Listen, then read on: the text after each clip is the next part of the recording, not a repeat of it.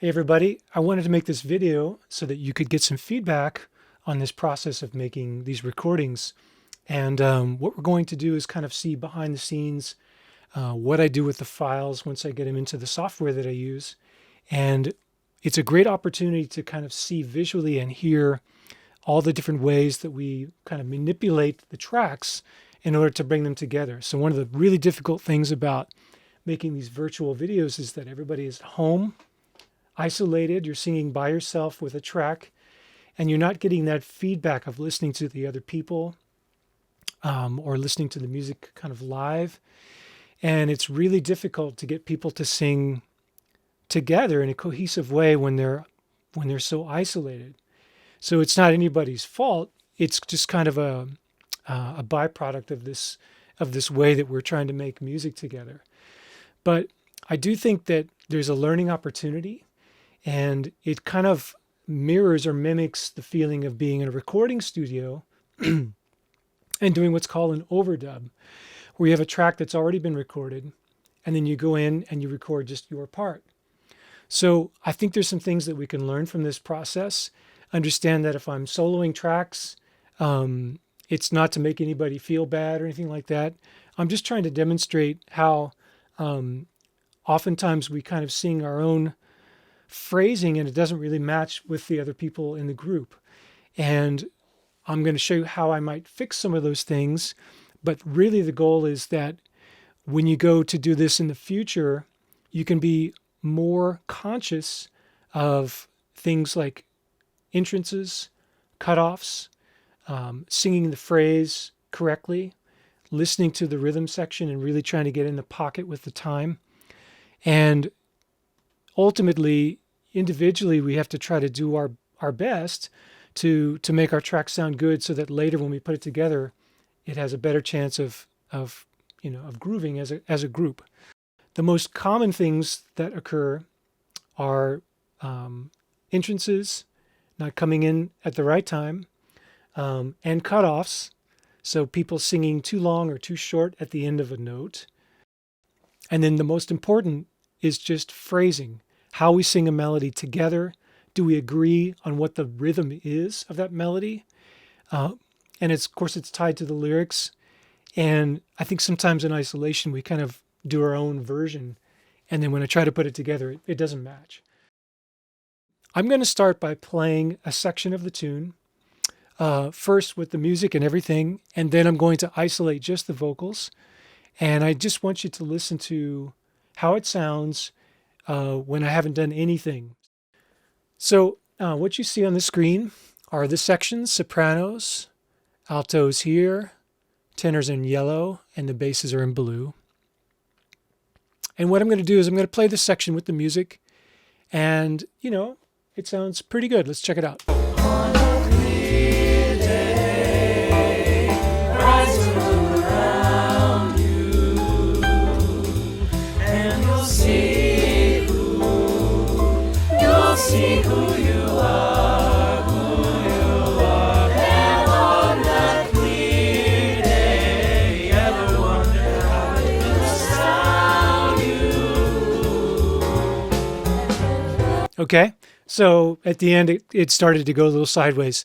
Let me play the same thing, and this time without the music, without the band, and you're going to really hear what the vocals sound like in isolation, and I think you're going to hear more of the kind of discrepancies between the parts.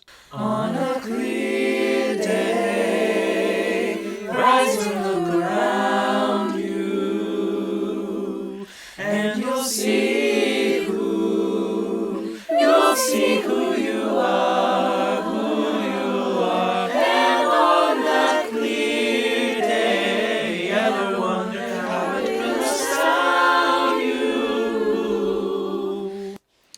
Cool. And not only do we hear some timing issues, but we also hear just some sound issues in there.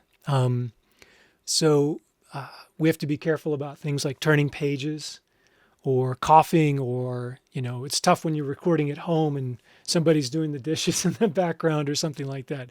These are all things that we have to go through and kind of clean up before we can even mix the track. That's all part of the editing process. So if I was doing this And I will kind of give you a time-lapse view of this section where I edit it.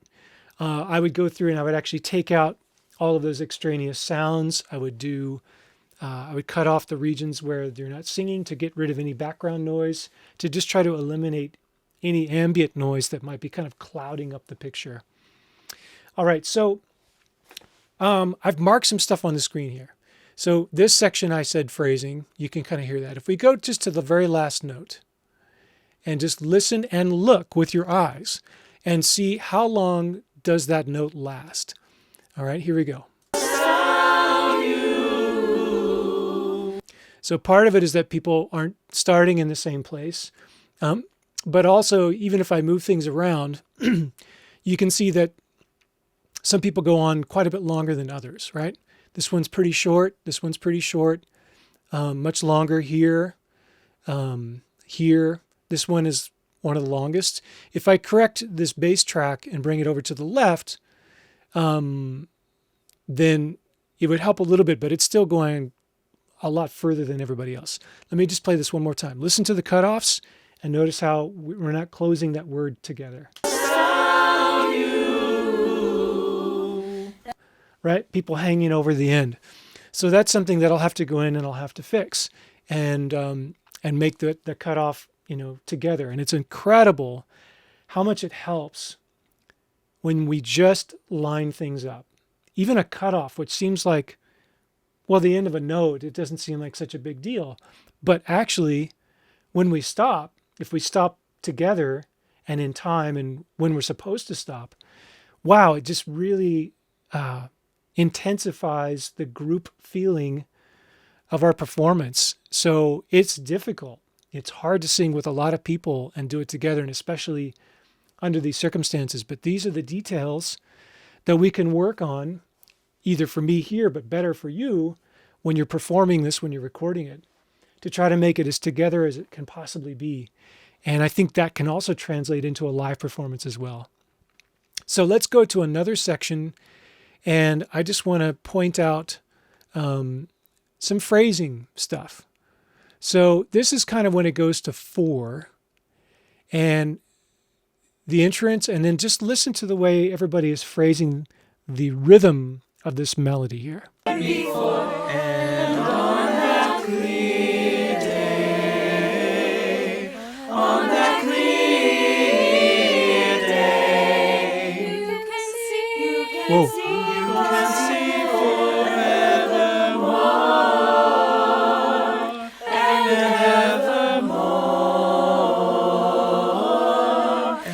Now, so you can hear it's really all over the place, right? And at the very end, this is the part that is just, it's nearly impossible for me to fix. Let me show you what I mean.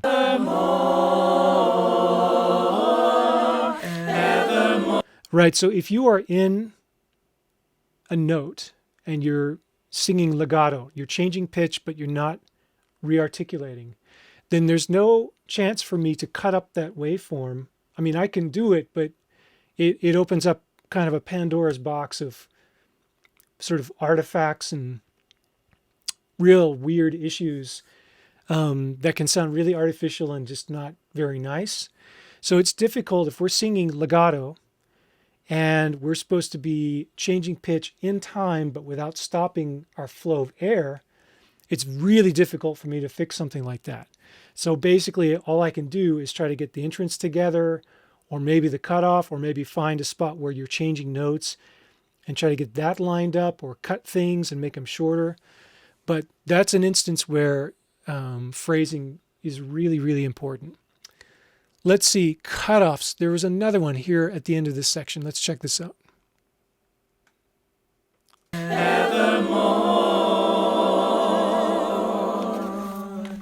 Right? So you can hear a lot of different opinions about when the note ends.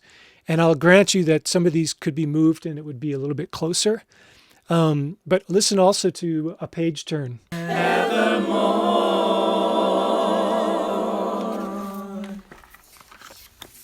Hear all of the rustling, right? So if the note's still supposed to be going on, or if you're still singing and you turn a page, there's sort of nothing I can do to fix that other than just to start fading you out sooner and just take you out. So these are the little details in the recording studio that we have to think about. Turning pages, the cord that's hanging from your headphones, clicking on something. Sometimes people stomp with their feet or, whatever. There's all kinds of sounds that you could make that can kind of get into the recording. So we just have to be aware of our environment and do our best to try to make it as clean as we can.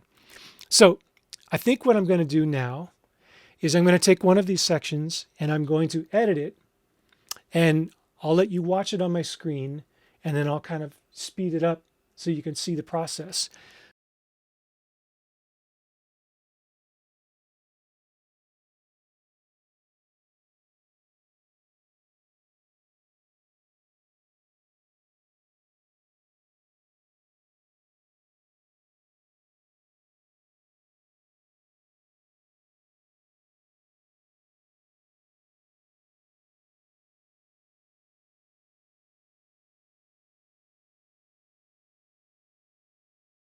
All right, I'm going to slow down the camera here so you can see just this one phrase.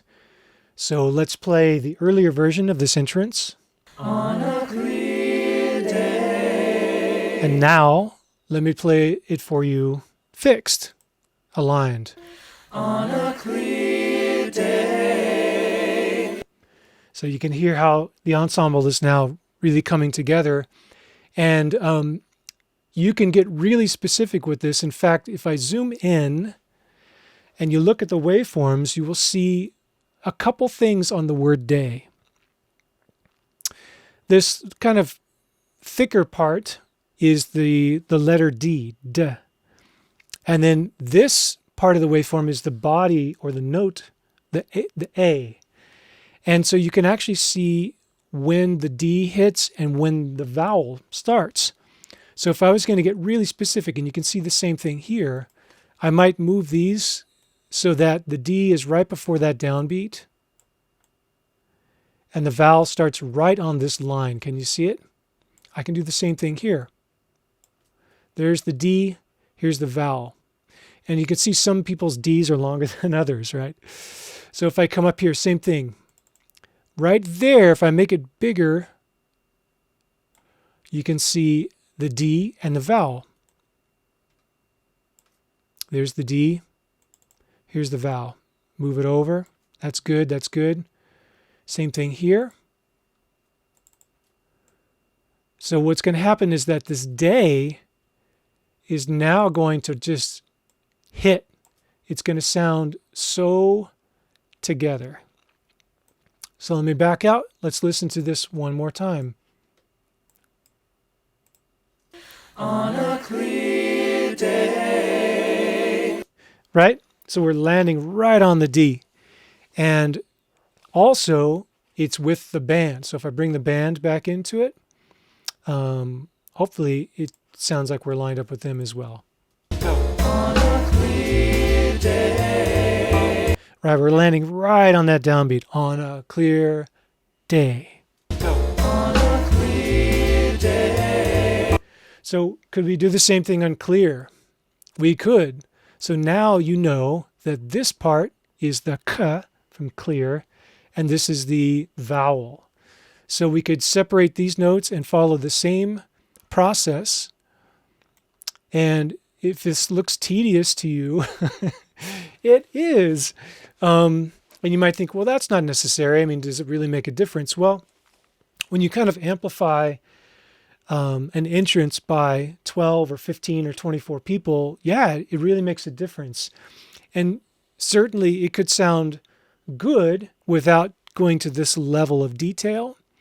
But just imagine if we could be this together in an ensemble performance, and how clean that feels, and how hard it swings when everybody's landing together and aware of our consonants lining up. It sounds remarkable. So let me just give you a little bit of the clear. We'll go through and follow the same process here.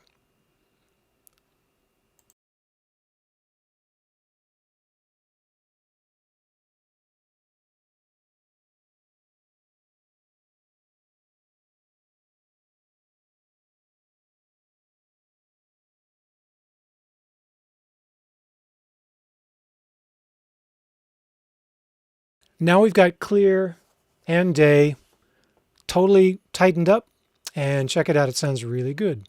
I'm going to do it without the band.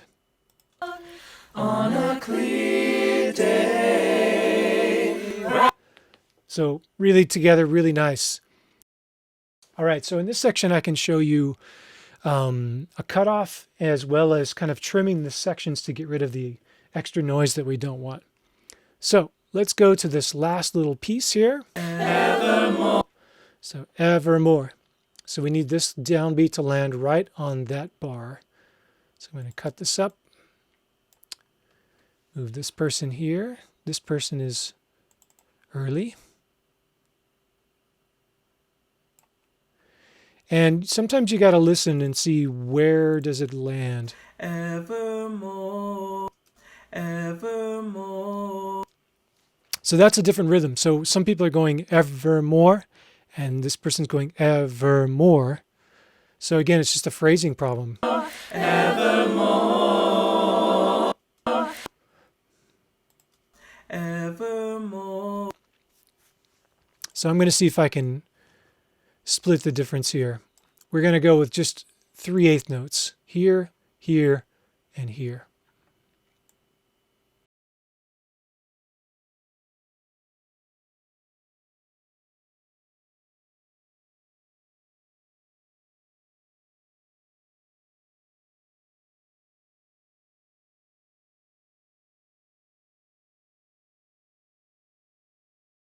Evermore.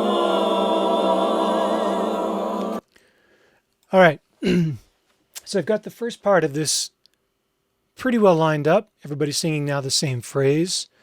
So now I'm going to deal with the end of the note. And what I'm going to do is just start by cutting a hole in all the parts here. Now check it out. I've lined up the beginning, and now look at the ending of the note. Look how different it is. Right? So what I can do is I can pull all of this back and pick a time for this note to end. And the people who held out longer are just going to fade out. Sometimes you can cut their note and move it so that the tail matches, because sometimes you close a vowel, or in this case you're doing more, so you're going to close that R. And it sounds a little funny if you don't. But let me just do the rough way, which is to simply fade it out.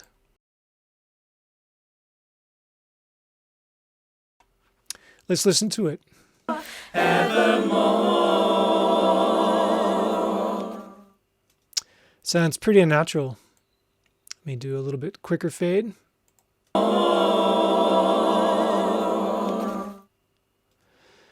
Yeah, it's a little bit better.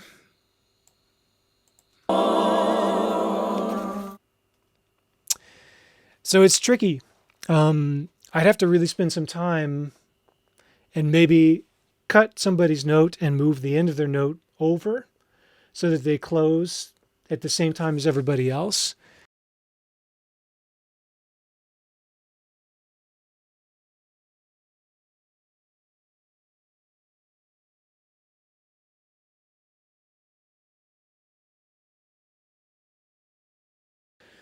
All right, let's check it out with everybody. Evermore. It's better. You know, I could work on this for half an hour, just getting that cutoff together, and finding there's still a page turn in there somewhere. So now I feel like I want to find it. So I'm going to solo. Not it. So I have to go through each track and figure out who's making the page turn.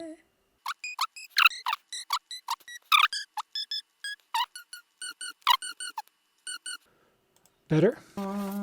There it is. It's on the last track, of course. So there's a page turn or something going. So I'm going to try to move where my fade happens. See if I can get rid of that page turn.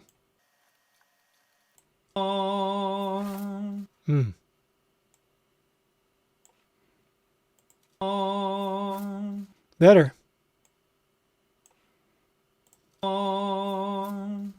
Gone. I feel so much better now. Let's check it all out. The whole group. Evermore. Yeah. With the band, it gets even better.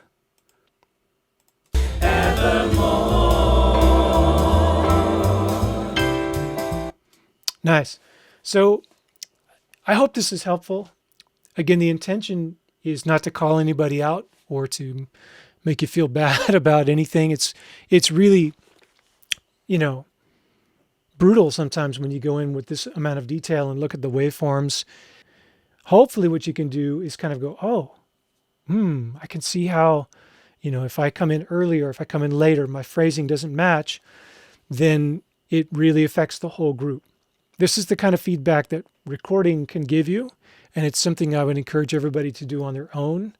You can get versions of this software for free online and practice recording with a track and just see if you're lining up and listen to yourself back and check for things like your phrasing and also your tuning.